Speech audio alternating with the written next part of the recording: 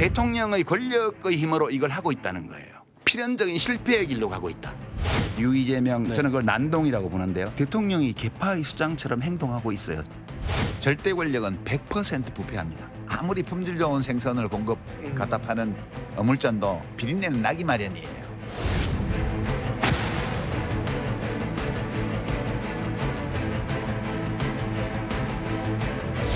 유시민 작가가 대통령을 일개 그룹의 수장이라고 지칭해서 거의 저주에 가까운 그런 말씀을 했는데 십자가 밟기는 안 했으면 좋겠습니다. 누구를 욕하면 친명이고 욕 안 하면 뭐고 이런 식으로 하지는 않았습니다. 저는 이재명 대통령을 네거티브 헐뜯는 자를 용서하지 않겠습니다.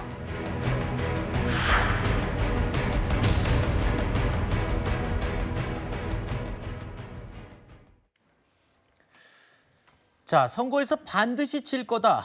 비린내가 진동한다. 부패했다. 뭐 이런 입에 담기 굉장히 강한 비판. 그동안 이재명 정부를 향해서 이런 강도 높은 비판을 쏟아냈던 유시민 작가가 이번에 또다시 작심 비판을 내놨습니다. 이재명 대통령의 지금 모습은 오만한 권력자의 모습이다. 왕권 시대의 왕의 권력을 마구 휘두르던 그런 모습이다. 이렇게까지 얘기했고요. 윤석열 정부와 비교 분석했더니 윤석열 대통령 정부와 비슷한 증상들이 많다라고 진단했습니다. 오만한 권력자.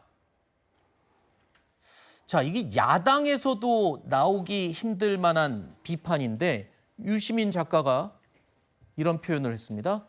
유시민 작가는 민주당 전당대회 국면에서부터 일관되게 이재명 대통령을 비판해 왔습니다. 네. 특히나 이 전당대회 과정에서 이 개입하는 듯한 이 당무에 개입하는 듯한 대통령의 발언과 이 행태에 대해서 비판을 많이 했었죠. 그런 것들이 과거 민주당이 보여왔던 민주화된 공화정의 모습이 아니다라는 것이에요. 그런데 유시민 작가의 말을 잘 들어보면 최근에 이제 대통령의 지지율이 하락하고 논란이 되고 있는 여러 정책이나 이런 부분에 대해서 찬반이나 우려를 표하지는 않고 있어요. 그러니까 대통령이 어떻게 국정을 운영하고 그런 권력을 행사하는 방식에 대해서 비판을 많이 하고 있거든요. 네. 특히나 대통령이 당선되는 과정에서 결국 대선 득표율이 49%에밖에 이르지 못했는데 그 이후에는 중도를 지향한다면서 보수 진영 인사들을 대거 기용을 하고 그러는 모습에 대해서 우려를 많이 해왔습니다. 그런데 유시민 작가가 대통령을 비판한 이 시점에도 저는 주목을 합니다. 네. 전당대회가 이미 끝났죠. 네. 전당대회가 끝났고 대통령이 통합을 얘기하고 새롭게 민주당이 나아가려고 하는 이 와중에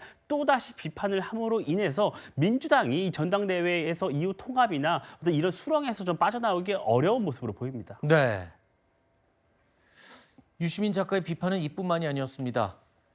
최근에 이재명 대통령과 민주당의 지지율이 하락하는 추세를 보이고 있죠. 이에 대해서 앞으로 지지율 더 떨어질 거다. 이렇게까지 진단을 했습니다. 민주당이 지지율 관련해서 냈던 입장을 먼저 들어보시죠. 여론조사에서 민주당 지지율 조금 하락하고 있는데 원인 무엇이라고 보시면 또 지지율 반대는 네, 국민들께서 지금 이렇게 보고 계시는 부분들은 이제 겸허하게 받아들이면서도 이제 전당대회가 끝나고 당 전체 중심으로 이제 통합하고 화합하는 방향으로 이제 일을 시작하고 있습니다. 조금 지켜봐 주시면 좋을 것 같고 더 열심히 일을 할 수 있도록 하겠습니다. 최근 나온 이재명 대통령의 지지율을 하나 살펴보겠습니다. 부정이 54.9%, 그리고 긍정 평가가 40%입니다. 40.0%. 조금만 떨어지면 0.1만 떨어지면은 앞에 지지율이 3자로 바뀌는 아주 간당간당한 수치죠. 같은 조사기관의 민주당 여당 지지율도 보겠습니다. 자, 8월 2주 차이는 44.7%였는데 지금 8월 넷째 주에는 39.8로 떨어졌습니다. 자, 이 상황을 보면 이런 추미애 유시민 작가가 이재명 대통령 지지율이 앞에 숫자가 3자가 될 것이다 라고 전망을 앞서서 했었는데요. 결국에 유시민 작가도 이런 예상을 또 내는 거예요. 무슨 근거로 이렇게 얘기했나요? 앞에 말했던 그런 얘기인가요? 글쎄요, 유시민 작가가 무슨 근거로 뭐 지지율 30%대를 얘기했는지 저는 잘 모르겠습니다. 그러나 지금 현 시점에서 이재명 정부가 추구하고 있는 그런 정책 방향들에 대한 우려점들이 나오고 있는 건 사실이죠. 예를 들면 뭐 부동산 문제라든지 외교 안보적인 측면이라든지 또는 뭐 주식시장 문제라든지 이런 여러 가지 사안들에서 지금 이재명 정부의 뭐 정책 방향이랄지 이런 부분들에 조금 수정이 필요하지 않느냐라는 게 지금 경고등이 들어오는 건 사실입니다만 네. 그것을 유시민 작가가 그렇게 얘기했으니까 그 방향으로 가는 것이다 이렇게 해석하는 것은 뭐 바람직한 해석은 아닌 것 같고요. 어쨌든 이재명 정부 특히 집권 여당 민주당에서 지금 대통령 지지율, 국정 지지율을 올리기 위한 반등을 위한 그런 계기점들을 만들어내는 것이 지금 중요한 시점이다라는 생각이 들고요. 오늘 대통령과 당 지도부의 만찬 또 이번 주에 민주당의 워크숍 이후에 또 대통령과 민주당 의원들의 또 만나는 자리들도 있습니다. 이런 자리에서 지금 현 시점에서의 문제점들이 허심탄회하게 소통되고 그 가운데에서 대안책들이 만들어질 수 있는 만들어져야 하는 시점이다 이렇게 생각합니다. 자, 일단 설명을 들어봤는데요. 이런 지금 추이, 여론조사에서는 추이가 굉장히 중요하죠. 자, 이런 추이에 민주당 텃밭으로 알려진 호남 상황을 보겠습니다. 호남도 벌어졌습니다. 같은 조사기관의 결과인데요. 8월 두 번째 주에는 68.5%였던 호남 지역 지지율이 4주 차에는 52.3%까지 떨어졌습니다. 다른 조사기관에서 한 민주당의 호남 지지율 추이도 함께 보겠습니다. 자, 8월 2주차 76.9% 화면의 왼쪽 편 조사 내용 보고 계십니다. 그리고 3주차에는 55.7까지 21.2%포인트가 떨어졌습니다. 아니, 전당대회가 끝난 지 얼마 안 됐습니다. 정치권에서는 보통 이런 대형 이벤트가 있고 난 다음에는 컨벤션 효과라고 하죠. 그런 잔치집에 대한 효과가 조금 어느 정도 가는데 이거 끝난 지 며칠 됐다고 이게 이렇게 벌써 툭 떨어집니까? 전당대회를 잘해야 컨벤션 효과가 있죠. 전당대회를 잘못하면 역 컨벤션 효과가 있습니다. 지금 저희가 화면에서 본 민주당의 호남 지지율 하락, 진보층에서 이탈, 그리고 이재명 대통령의 지지율 하락까지가 모두 다 그런 역 컨벤션 효과를 보여주는 겁니다. 왜 그렇습니까? 본질적으로 민주당 전당대회는 전대 기간 내내 분당대회라는 소리를 들을 정도로 과격한 감정 대립과 과거지향적인 파묘 전당대회, 네. 과거사 진상규명위원회 같은 전당대회가 이어졌습니다. 그리고 그 결과에서 김민석 당대표가 근소한 차이로 승리를 거두긴 했지만 네. 호남에서 정청래 전 대표를 지지했던 민주당 권리당원들은 결국 김민석 대표 체제를 마음으로부터 인정하지 않는 겁니다. 아하. 그러니까 여론조사 전화가 와도 저렇게 민주당을 지지한다는 응답을 이제는 더 이상 하지 않는 거예요. 우리가 지금 그 현상을 확인하고 있고 앞으로 김민석 대표가 정말 뭔가 민생, 미래, 비전 이런 것을 보여주지 못하면 저런 심리적인 그 분당 국면을 치유할 방법이 없습니다. 네. 그런데 현재 일주일 동안 보여준 모습을 보면은 그런 어떤 가시적인 시도는 없고 오히려 조희대 대법원장을 물러나게 해야 된다든가 네. 민주당 TV를 만든다든가 이런 대단히 바람직하지 못한 모습들만 보여주고 있어서 앞으로도 저런 추세는 상당 기간 계속될 거라고 보입니다. 네. 지금 말씀하셨지만 뭐 민주당 TV를 만든다든가 아니면 복장을 대폭 개선하겠다. 뭐 여러 가지 개혁안들을 김민석 당대표가 쏟아내고 있죠. 이와 가운데 하나가 또 90도 인사였습니다. 그런데 여기에 대해서 또 유시민 작가가 이 90도 인사를 직접 언급하면서 민주당 상황을 비판했습니다. 해당 영상을 다시 한번 먼저 보시죠. 당의 언어는 글이 아니라 그림이다. 그 그림 중에 하나로 당의 모든 행사를 우리 국민에 대한 존중을 알리는 뜻에서 90도 절로 시작하자. 한번 시도해보면 어떠냐.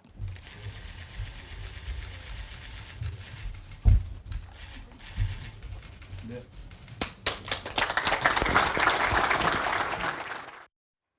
자, 유시민 작가는 민주당 의원들의 저 90도 인사 장면을 보고 우민화되고 있다. 이렇게 평가를 했습니다. 뭐 한자어긴 하지만 쉽게 말해서 어리석고 둔해지고 있다. 뭐 이런 말로 이해하면 될 텐데 심지어 김남국 의원이 재보궐에서 당선된 걸 두고는요. 청와대가 민주당을 지배하고 있다. 이런 표현까지 썼습니다. 사실 언론에서도 이렇게 얘기하면 여당 패널들이 아주 격하게 지적을 하면서 무슨 개입이냐 이렇게 반발을 많이 하셨던 내용인데요. 그걸 유시민 작가가 얘기했습니다. 청와대가 민주당을 지배하고 있다. 네. 어떻게 들으셨어요? 그러니까 일단은 뭐 정치인들이 그 국민들한테 뭐 아예 큰절도 하지 않습니까? 네. 90도 인사 딱 한 번 했습니다. 큰절은 그리고- 선거 때 주로 하죠. 예, 어쨌든 네. 이제 국민들께 진정성 보이기 위해서 최선을 다하겠다 이런 모습으로 큰절도 하고 저렇게 이제 90도 45도로 인사를 하는 것인데 어쨌든 불편하게 생각하시는 분들이 있어서 이제 바꾸기로 했습니다. 그러니까 저거 가지고 뭐 민주당 국회의원들이 우민화되고 있다. 너무 지나친 뭔가 이 비판인 것 같고요. 그리고 김남국 의원 같은 경우에도 네. 그 당대표가 당시에 정청래 당대표가 전략 공천한 것인데 그게 마치 뭐 이재명 대통령이 뭔가 한 것처럼 그렇게 묘사하는 것은 상당히 부적절하고 근거도 전혀 빈약하다 이런 말씀을 드리고 싶고요. 어쨌든 지금 유시민 작가가 뭔가 그냥 건설적인 비판이 아니라 굉장히 뭔가 감정적으로 그리고 신경질적으로 반응하고 있는 것인데 여기에 대해서 진짜로 이제 여권에서도 이렇게까지 유시민 작가의 이러한 발언, 메시지에 대해서 우리가 해석해야 되냐 이제는 지겹다 이런 이야기가 나올 정도입니다. 두 분 다 굉장히 우려되시죠? 유시민 작가의 발언에 대해서. 그죠? 자, 뭐 그런 상황이죠. 네. 지금 민주당 내에서도 마찬가지입니다. 이런 유시민 작가의 발언을 두고 계파 구분 없이 아주 걱정스러운 목소리들이 쏟아져 나오고 있습니다. 들어보시죠. 필연적 패배라고 했나요? 뭐 이런 표현도 썼지 않습니까? 거기에 대해서는 좀 과하지 않나 이런 제가 지적도 한 적이 있습니다. 지금 말씀하시는 부분도 그게 다 그게 맞는 얘기인가 이런 생각이 들 수도 있는 거고요. 애정을 가지고 있는 뭐 비판이 아닌 것 같아서 글쎄 뭐에 저렇게 화가 났지? 뭐 이런 생각을 하고 있고 당내 논란을 더 키우고 오히려 이제 여당과 이재명 정부에 대한 지지율을 떨어뜨리게 하는 그런 표현들 그리고 당내 갈등 유발 이렇게 되고 있는 것 아닌가 싶습니다. 과거에 유시민 작가가 해왔던 발언들을 떠올려 보니까요. 그 외 그렇잖아요. 뭐가 없는 이렇게 얘기했잖아요. 뭐 네 가지가 없는 뭐 이렇게 얘기를 했었는데 표현이 좀 거칠어서 그렇지 어떻게 보면 좀 고언으로 들을 수도 있는 얘기 아니에요? 과거에 하셨던 말씀 중에는 뭐 내용은 맞는데 뭐가 없는 이런 표현들이 맞았던 것 같습니다. 맞았던 적도 있었던 것 같습니다. 그런데 요즘 하시는 말씀을 보면 과연 정말 그 민주당에 과연 이 도움이 되는 말씀을 하고 계신가? 또는 진보 진영 전체를 봤을 때도 과연 지금 유시민 작가가 하시는 말씀이 어떤 의미를 가지고 어떤 도움이 될 수 있을까? 오히려 지금 유시민 작가의 말씀이나 국민의힘에서 나오는 메시지나 차별점이 없다면 이제 유시민 작가는 그냥 야당을 하기로 결심한 거 아닌가라고 볼 수밖에 없는 거죠. 지금 유시민 작가가 비판하고 있는 내용들이 아주 건설적이고 그래서 민주당이 그런 내용들을 수용해야 되고 또 대통령도 그런 내용들을 수용해서 정책의 방향을 전환해야 한다는 그런 말씀으로 하는 것이 아니라 상당히 감정적인 말씀들이 섞여 있는 것이고 또 필연적인 패배의 길로 가고 있다라는 자기 확신의 그 이상도 그 이하도 아닌 이런 모습을 보여주는 것 저는 지금 민주당의 의원님들 또는 민주당 지지층에서 유시민 작가의 발언 중에 좀 새겨들어야 할 부분은 어느 대목인지 잘 기억이 나지 않습니다. 근데 과거에 우리 민주당 관계된 패널 분들이 많이 반복적으로 얘기하셨던 게 자유롭게 개인의 의사를 표현하는 게 민주주의의 문화고 그러면은 유시민 작가도 쓴소리를 자유롭게 표현한 거 아닌가요? 자유롭게 쓴소리 하시고 계시잖아요. 그 부분에 대해서 하지 말라라고 지금 아무도 얘기하고 있지 않습니다. 그러나 아무리 자유롭게 본인이 쓴소리를 한다고 하더라도 그것이 받아들이는 사람에게도 약이 되어야 되는 것이 아닌가라는 측면에서 말씀드리는 것이고요. 알겠습니다. 본인의 말씀에 대해서 뭐 지금 누가 해라 마라 하는 사람은 없습니다. 자유롭게 하시고 그 자유롭게 하시는 말씀이 국민의힘과 결을 같이 하고 코드가 맞아가고 있다. 이 점만 기억하시면 될 것 같습니다. 네. 그렇다고 야당에서 받아주진 않을 거 아니에요? 안 오겠죠. 네, 알겠습니다. 자기가 진명임을 내세우면서 장사하는 사람들 있잖아요. 전형적으로 B죠. 네. 누구라고 말하지는 않겠어. 대통령은 나름대로 모든 것을 본인의 수준에서는 검토해서 어떤 길을 선택했어요. 근데 저는 그 선택이 실패로 끝날 거라고 봐요. 품질 좋은 생선을 갖다 파는 어물전도 비린내는 나기 마련이에요. 그 비린내까지는 괜찮거든요. 썩은 내로 가면 안 되죠. 자, 썩은 내까지 왔었습니다. 자, 또 이번에 유튜브에 나가서 여러 발언들을 했습니다. 자, 김지호 전 대변인 나오셨어요. 자, 더 독해진 유시민의 입이라고 제가 제목을 달아봤고요. 자, 어제 있었던 발언입니다. 1년 동안 오만한 권력자의 모습. 이재명 대통령을 오만한 권력자라고 평가했고요. 자, 윤석열 정부와 같은 분석틀로 이 정부를 분석하겠다. 윤석열 정부와 비슷한 증상이 많다. 자, 내란 계엄을 일으킨 윤석열 전 대통령과 이재명 대통령을 비교했습니다. 어떻게 들으셨어요? 사실은 이 민주당의 전당대회가 이번에 유례가 없이 굉장히 치열하게 치러졌고, 이 치열하게 치러진 만큼 이제 끝나면 모두가 하나가 돼서 새로운 지도부에 힘을 실어주고, 지금 이재명 정부의 국정 지지율도 답보 상태라 힘을 모아갖고 뭔가 돌파를 해야 되는데, 지금 이 시점에 유시민 작가가 거의 악담에 가까운 저런 평가를 내리다 보니까 사실 저도 민주당의 일원으로서 매우 당혹스럽습니다. 그리고 유시민 작가가 저희 민주당 당원들과 지지층에 굉장히 많은 영향력을 끼치고 있고, 저렇게 어떤 센 발언을 할 때마다 수많은 지지자들이 더 가혹하게 이재명 정권을 비판하고 또 어떤 그런 국정 운영에 대해서 협조를 안 하는 모습을 보이고 있는데요. 사실 지난 1년 동안 이재명 대통령이 뭘 그렇게 누리고 살았습니까? 제가 봤을 때는 말만 대통령이지 뭐 행정 노동자처럼 쉬지도 못하고 밤낮 없이 일하고 있는데, 윤석열 전 대통령과 저렇게 비교하면서 이야기하는 것 자체가 전혀 사리에 맞지 않다고 생각하고, 진보의 어른이고 영향력이 크신 만큼 본인의 좀 언행도 한번 좀 생각해 보셨으면 좋겠다, 이런 말씀 드리고 싶습니다. 예, 말씀하기 굉장히 조심스럽죠? 김지호 대변인 얼굴이 표정에 써 있습니다. 자, 이현정 의원. 네. 자, 김민석 대표를 향해서는 대통령을 대신해서 출마했다. 뭐 왕정 시대냐? 자, 김용 후보는 떨어졌죠? 대통령과 당대표가 이 부분에 대해서 무겁게 생각해야 된다. 정청래 후보가 떨어진 것에 대해서는 불공정한 경선이었음에도 불구하고 비주류의 40% 승리다. 친천계 최고위원들 비주류를 살려놓은 결정, 선택이다. 이렇게 평가했습니다. 자, 어떻게 들으십니까? 유시민 작가의 말을 그냥 유시민 작가 빼고 들어보면 야당의 아주 센 사람이 대통령을 저렇게 비판하는 것 같은 이제 그런 느낌이 들 정도로 그 수위가 전당대회 전과 후는 더 강도가 세진 것 같습니다.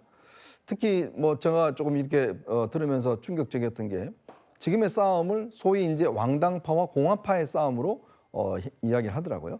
그러니까 프랑스 혁명 때 있었던 그런 어떤 이 상황으로 이제 보여지는 것 같은데, 특히 본인을 공화파로 이제 이야기를 하고 있고, 그다음에 대통령과 이제 김민석 대표를 이제 왕당파 비슷하게 이제 이야기를 하고 있는데, 결국 이런 싸움 자체의 어떤 좀 더 깊게 들어간 정체성 싸움이 아닌가라는 생각이 들어요.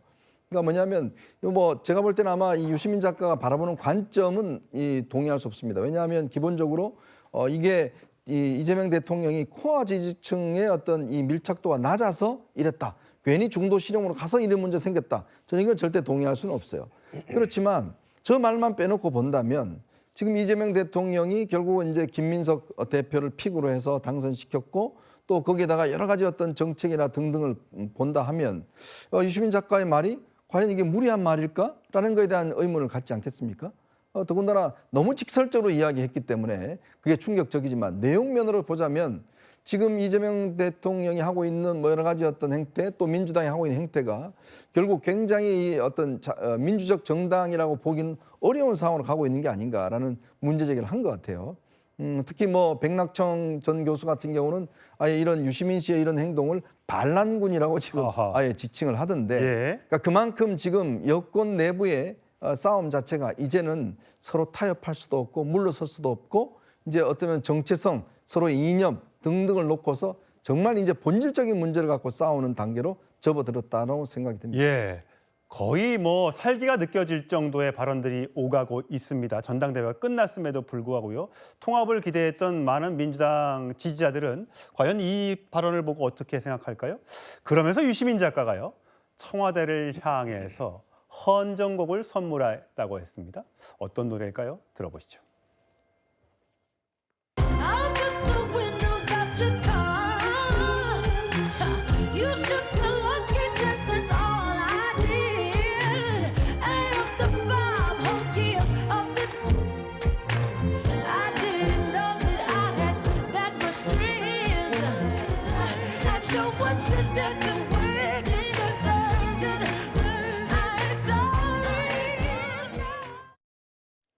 예, 저 재즈곡을 청와대에 선물하고 싶다.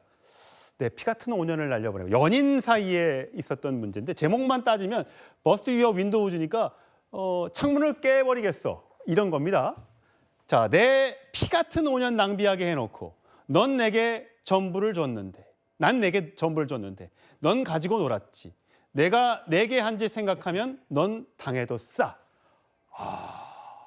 이 노래를 왜 선물했을까요?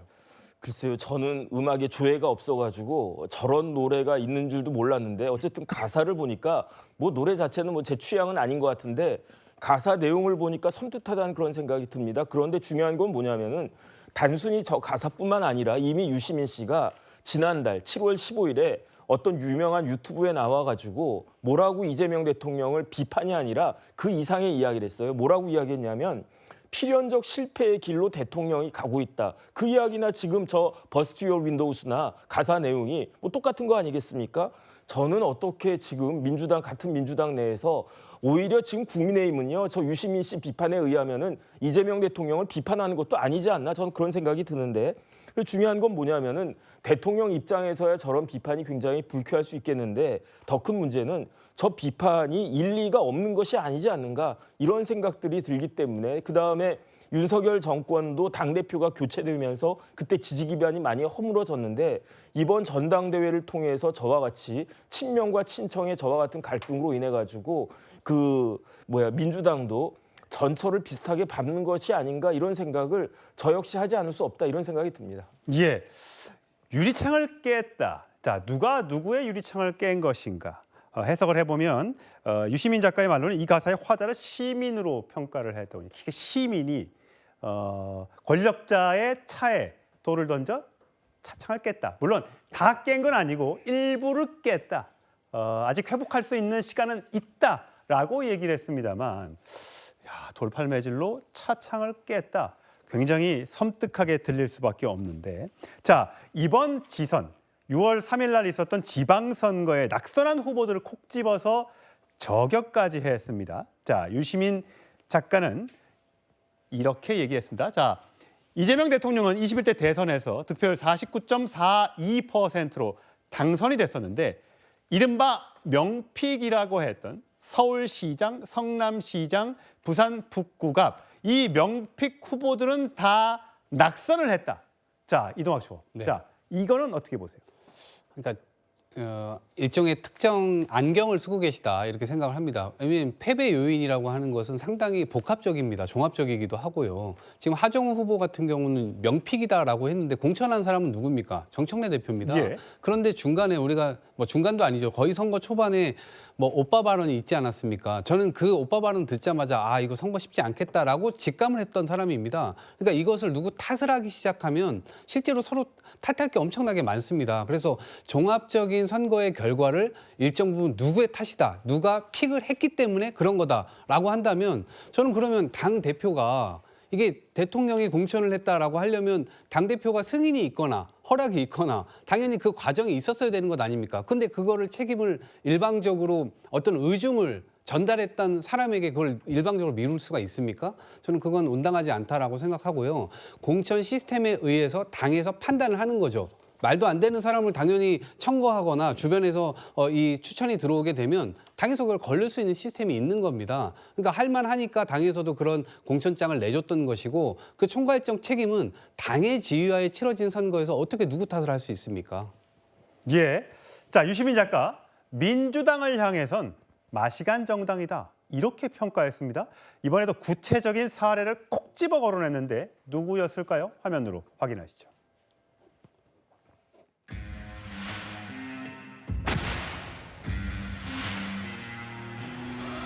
문다 소리를 굉장히 잘하면서 비서실장이 아마 눈물 쏙 빼게 경고한 걸로 알고 있습니다.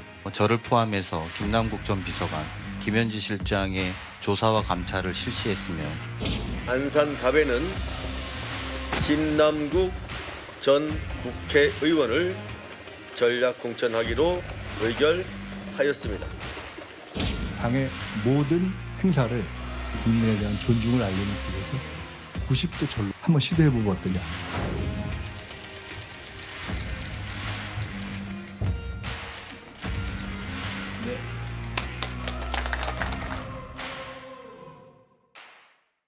예, 김남국 의원의 공천과 최근 있었던 김민석 대표의 저 90도 인사를 콕 집어서 맹 비난했습니다. 이현정 의원님. 네. 자, 그때 현지 누나 사태 있었죠? 문자를 받고.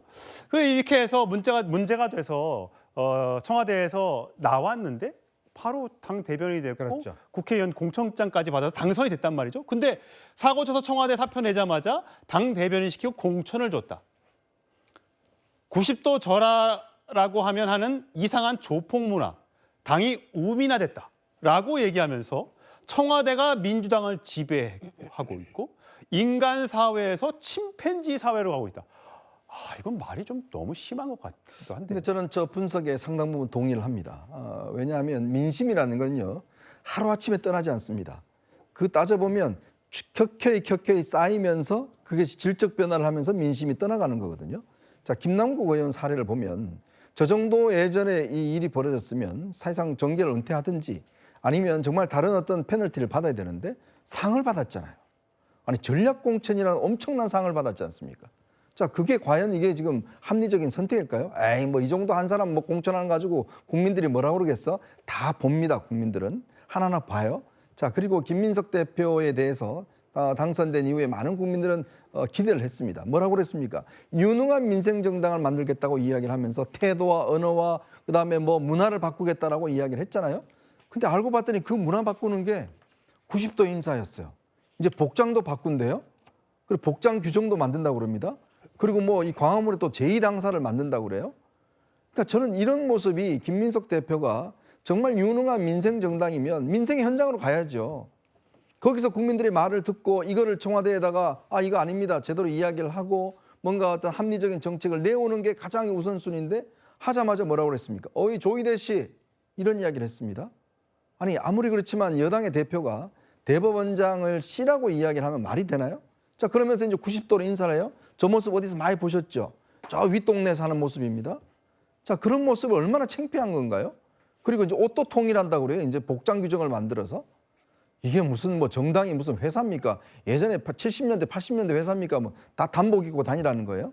그러니까 김민석 대표가 저는 이해할 수가 없어요. 이분이 정치를 오랫동안 이 공백기가 있었는데 그래도 이렇게 어렵게 힘들게 당대표가 됐으면 빨리 당 체질을 바꾸고 정말 민심에 근접하도록 이런 어떤 이야기를 하지 않는 대신에 그냥 보여지는 것만 이렇게 바꾼다? 언어 바꿨습니까? 바꾼다는 언어가 대법원장을 씨라고 불러요? 문화 바꿨습니까? 문화가 그냥 90도 절이에요? 저는 이런 모습을 보면서 김민석 대표가 도대체 어떤 생각으로 그런 취임사를 썼는지 저는 아직까지 의문이 있습니다. 예. 이현정 의원께서 하셨던 뭐 윗동네 발언은 개인적인 의견입니다만 또 선거 때는 또 이렇게 90도 절을 하면서 시민들의 마음을 얻으려고 노력하는 자세도 있으니까요. 그 부분 제가 말씀을 드리고요. 자, 김주 대변인. 지금 사실 김남국 의원은 이제 명픽이라고 콕 집어서 얘기했는데 거기 원래 김용 후보가 공천을 받고자 했던 곳 아닙니까? 그러면 사실관계도 안 맞는 거 아니에요? 사실관계도 잘 맞지 않고요. 김남국 의원은 전략 공천장을 받을 때 그 공천장에 직인이 바로 정청래 대표 이름으로 찍혀 있어요. 그렇다면 그 당시에 정청래 대표가 그러한 결정을 했을 때 유시민 작가가 이것은 잘못됐다 지적했어야 되는데 이런 방구도 없다가 지금 와서 저렇게 문제 삼는 것은 제 개인적인 생각으로는 김남국 의원 혼자만 저격하는 게 아니라 그때 당시 김남국 비서관인 시절에 뭔가 논란이 됐던 김현지 부속실장을 다시 한번 수면 위로 띄우려는 그런 정치적 의도가 있는 것으로 보이고 제가 봤을 때는 그 당시 전략 청와대 출신 공천자가 많았습니다. 예. 전운수 대변인도 공천받아 지금 의원이 됐고요. 김남준 대변인도 공천받아 지금 의원이 됐습니다. 그런데 왜 하필 김남국 의원만 딱 찍어서 이야기할까? 여기 더 나가면요. 사실 이번에 삼선 국회의원도 당대표 선거, 최고위원 선거에서 떨어졌고요. 현직 국회의원도 떨어졌은. 그런데 원외 인사인 김용 의원이 선전해서 5등과 6등. 저희 딴에는 굉장히 열심히 했다. 그리고 평가를 하고 있는데 김용 전 민주연구원 부원장만 똑 찍어서 이재명 대통령의 사람이 당원들이 심판했다. 이것은 사실은 이재명 대통령과 그 주변에 있는 측근까지 다 하나로 싹 모아가지고 정치적으로 공략하려는, 공격하려는 그런 숨은 의도가 있는 게 아닌가 그런 생각이 듭니다. 그럼 앞으로 유시민 작가가 또 TV에 나와서 얘기하면 지금 김지호 전 대변인 얘기했던 것처럼 그런 사람들을 또 콕 집어서 비판할 가능성이 있어요? 원래 장수를 칠 때 장수를 직접 치기보다는 그 장수가 타고 있는 말부터 치는 게 공략의 기본입니다. 지금 유시민 작가는 이재명 대통령이라는 여권 그리고 우리 대한민국의 지도자에 대해서 무엇인지는 모르겠지만 뭔가 좀 안 좋은 감정이 생기신 것 같고 이것에 대해서 정면으로 도전하기 위해서 그 주변 사람들부터 공격하는 게 아닌가 그런 생각이 듭니다. 예. 김지호 전 대변인은 이재명 대통령과 오랜 시간 동안 정치를 함께 해왔기 때문에 저 분석이 나름 합리적이라고 들리는 분들도 계실 것 같습니다. 자, 박용진 규제합리화위원회 부위원장 오늘 저희 채널A 정치 시그널에 나와서 이렇게 얘기했습니다. 이분의 말씀으로 기억한 거는 저는 이제 정치평론하지 않겠습니다. 예. 라고 했단 말인데 정말 열심히 맹렬하게 하고 계시네요. 글쎄, 뭐에 저렇게 화가 났지? 본인이 민주당의 주인의식 같은 게 혹시라도 있으시면 말을 좀 이렇게 삼가하셔야 될 부분들이 있을 텐데 당내 논란을 더 키우고 오히려 이제 여당과 이재명 정부에 대한 지지율을 떨어뜨리게 하는 당내 갈등, 유발 이렇게 되고 있는 것 아닌가 싶습니다. 예. 친명 성향의 민주당 최대 원외 조직이죠. 더민주 전국혁신회의에서는 개가 짖어도 기차는 간다. 근거도 책임도 없는 악의적 비난과 저주를 쏟아내는 건 유시민 작가의 비평이 아닌 소음일 뿐이다. 라는 논평이 나왔습니다. 자, 그렇다면 민주당 내에선 어떤 반응이 있을까? 여러 갈래의 이야기가 나오고 있는데 친청계로 불리면서 이번에 최고위원에 당선됐던 한민수 의원 이렇게 말했습니다. 제가 어떻게 유 작가님께서 판단하는 거에 모두 동의할 수 있겠습니까? 예. 당연히 비판적으로 접근할 부분이 있고 예. 또 다른 면에서 보면은 이렇게 또 해석이 가능하겠구나. 또 받아들일 수 있는 게 있으면 받아들이는 거 그렇지 않겠습니까? 저는 뭐 전적으로 다 동의하지는 않습니다. 또 다른 면에서 보면 이렇게 해석이 가능하겠구나. 이런 말을 들었을 때 대통령을 지지하는 민주당원들은 어떻게 생각할까요? 자, 대부분은요.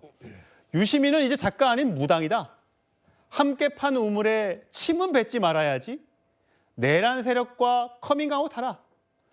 전적으로 다 동의는 안 한다고 하지만 이런 해석이 가능하겠구나. 이런 발언도 있었고요. 자, 정 변호사님 어떻게 보셨습니까? 글쎄요, 한민수 최고위원이 전적으로 다 동의 안 한다고 그랬잖아요. 그 이야기는 일부는 상당히 동의한다는 이야기 아니겠습니까? 100% 동의는 안 해도 70%인지 80%인지 모르겠지만 상당 부분 동의한다는 이야기 아닌가 그런 생각이 드는데 그런데 뭐 다른 분들 저기 쭉 나와 있지만 저 이야기보다도 지금 뭐라고 그랬습니까? 박용진 그 뭐 전 최고위원이 개가 짖어도 기차는 간다고 그랬다면서요. 그러면은 더민주혁신회의에서 나온 논평입니다. 그러면은 유시민 씨를 뭐라고 이야기하는 겁니까? 유시민 동지잖아요, 동지. 예. 동지를 개로 치환하는 거 아니겠습니까? 더군다나 유시민 작가는 노무현 재단 이사장 출신이고요. 예. 그런데 그 노무현 작가를 이제는 작가도 아니고 무당이다 이렇게 이야기를 하니까 무당하면 또 누가 생각나겠습니까? 전 정권이 생각나잖아요. 이 정도가 되면 참 문제가 있는 거 아닌가 그런 생각 들고요. 사실은 저 포함해가지고 많은 사람들이 이번 민주당 전당대회 이후에 그 갈등을 어떻게 봉합할 수 있을 것인가. 그다음에 어차피 당권은 김민석 대표가 당권을 가져갔으니까 예. 친명이 당권을 가져갔으니까 친청계 입장에서도 현실을 수용할 수밖에 없지 않겠느냐 이런 생각들을 하기는 했었는데 그런데 이제 잠잠해지려고 하는 잠잠해질 수 있는 그 호수에 유시민 작가가 무당이 돼가지고 돌을 던진 것이 아닌가 그런 생각 들고요. 더군다나 지금 이재명 대통령 지난 1년 동안에 지지율도 높았고 주가도 막 올라갔고 그랬었습니다. 그런데 지금은 주가도 상대적으로 많이 떨어졌고 부동산 문제 심각해지고 그밖에 이런저런 보안 수사권 등등 해가지고 지지율이 뚝뚝 떨어지고 있는데 이러한 와중에 유시민 작가가 저런 이야기를 하니까 앞으로 민주당 당내 상황이 어떻게 될 것인지 참 걱정이 됩니다. 예, 이동하시고 지금 민주당은 양분됐습니다. 유시민 내 마음을 대변하고 있다. 오만한 권력자 평가 촌철살인 같다. 자, 다음 총선에 이제 조국당 찍자. 이런 얘기까지 나오고요. 반대로 유시민 투명인간 취급하자. 가질 수 없으니까 부수자는 건가? 진보란 이름의 욕심쟁이다. 이런 평가들이 나오고 있습니다. 정말 이번에 전당대회에서도 보면 정청래 대표가 40% 또 국민 마지막 여론조사에서는 꽤 높은 득표율을 했잖아요. 그럼 정말 이제 당은 화합하기보다는 이제 뭐 분당이라든지 뭐 이런 수준으로 가는 겁니까? 상당히 심각한 수준인 건 맞는 것 같습니다. 저 개인적으로는 지난 2월 달에 합당 제안을 했을 때 정청래 대표께서 조국혁신당과 합당합시다 이렇게 제안을 했잖아요. 근데 그게 저는 다소 거칠다고 봤어요. 그래서 예. 쉽지 않겠다라고 생각을 했는데 아니나 다를까 그때부터 사실은 다 이 내면화되어 있었던 갈등이 폭발되기 시작한 겁니다. 그게 이제 1차전이었고 2차전은 이제 평택 공천을 또 그렇게 하게 되면서 실제로 뉴 이재명의 뭐 대표 인물이라고 하는 김용남 의원과 조국 전 대표가 맞붙게 되면서 감정들이 상당히 많이 상했습니다. 이른바 파묘 전쟁이라고 하는 것을 하면서 감정들이 상당히 상했고 그것은 평택 시민들만의 선거가 아니었고 전국적으로 민주당 지지층 또는 더 넓게는 조국혁신당까지도 다 거기를 쳐다볼 수밖에 없게 만들었잖아요. 그 과정에서 2차 갈등이 노정이 됐고 세 번째는 이번 전당대회를 치르면서였는데 이 이후부터는 뭔가 통합과 화합으로 가자라고 하는 그런 흐름들을 좀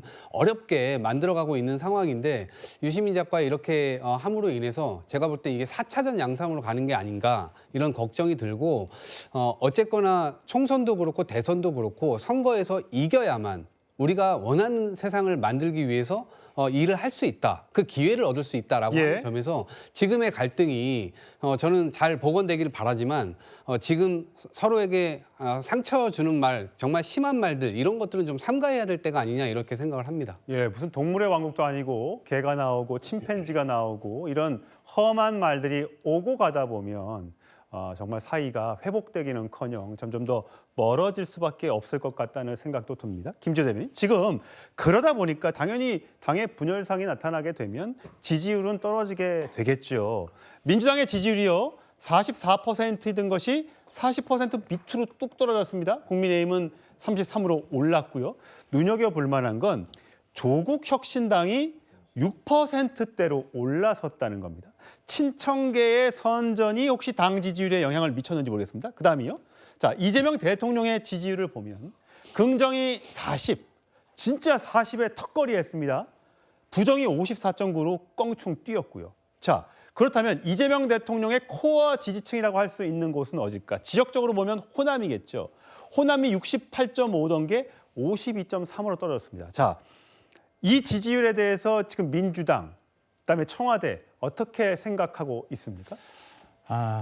참 분열하는 정치 조직에게 지지하는 국민들이 어디 있겠습니까? 사실은 저희끼리 전당대회 하면서 뭔가 좀 잘하기 경쟁을 했었어야 되는데 경쟁이 아니라 전쟁처럼 전당대회를 치렀고 그리고 이제 막 수습 국면 뭔가 하나가 되려는 국면에 유시민 작가처럼 진영의 큰 어른 그리고 영향력이 큰 분이 정말 이거는 초를 치는 듯한 저주에 가까운 발언을 그냥 전당대회 이후에도 계속 얘기하다 보니까 진영 자체가 좀 다소 어수선한 분위기는 맞습니다. 다만 지금 국정 지지율이 떨어지고 있는 것은 지방선거 과정에서 수도권에서 공시지가 인상이라든지 어떤 부동산 관련 세제 개편 관련해서 어느 정도 민심을 보여줬는데 그 이후에도 이재명 정부가 부동산 관련해서 세제 개편을 하다 보니까 세금 내서 기분 좋을 국민들이 어디 있겠습니까? 화가 나시고 이런 것들이 좀 분출돼서 나오고 이러한 것에 대한 어떤 불만에 대해서 좀 유능하게 대처하는 모습을 보였어야 되는데 다소 좀 미흡한 부분이 있어서 조금 주춤한 모습입니다. 저는 이재명 대통령이 정말 유능해서 대통령 자리까지 온 거 아니겠습니까? 이런 어려움이 한두 번 있었던 것도 아니고 내부부터 결속시키고 본인 특유의 그 유능한 모습으로 돌파할 수 있다. 그렇게 확신합니다. 예. 이제 정성호 법무부 장관도 그만뒀고 내일 이임식을 한다고 하죠. 그러면 개각이 있을 텐데 인적 쇄신 등을 통한 전면적인 국정 과제 변화라든지 이런 것들을 찾아볼 수 있을지 한번 지켜보시죠.